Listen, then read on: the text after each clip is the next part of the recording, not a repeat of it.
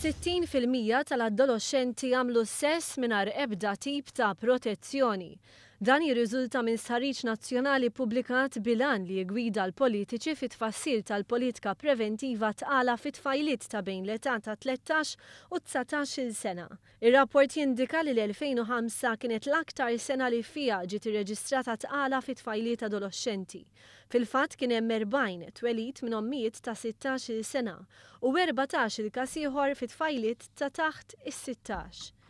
L-istħarriġ joħroġ distinzjoni ċara bejn 10 snin ilu meta l-maġġoranza ta' ommijiet adoloxxenti kienu jintrabtu fi żwieġ qabel iweldu u dawk il-ftit li jażlu li jagħmlu dan fil-preżent.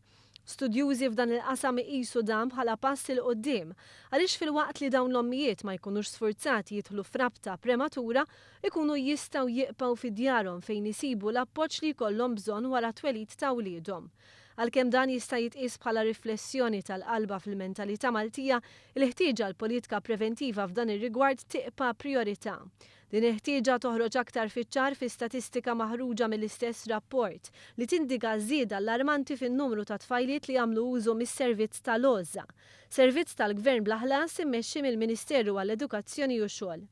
Minn 12 tfajla li kienu jattendu dan il-unit fl-1989, in-numru tela l 174 persuna fl-2007.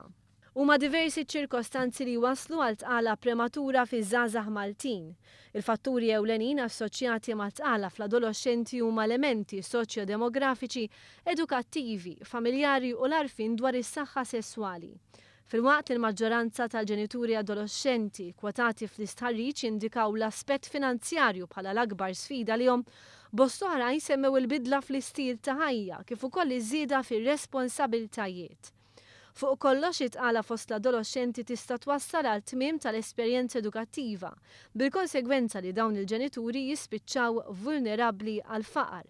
Ir-rapport huwa kummissjonat minn Dar Giuseppa De Bono bil-għajnuna tal-Fond Soċjali Ewropew koordinat mill-Uffiċċju tad-Deputat Prim Ministru u s-Segretarjat Parlamentari għall Fondi Ewropej.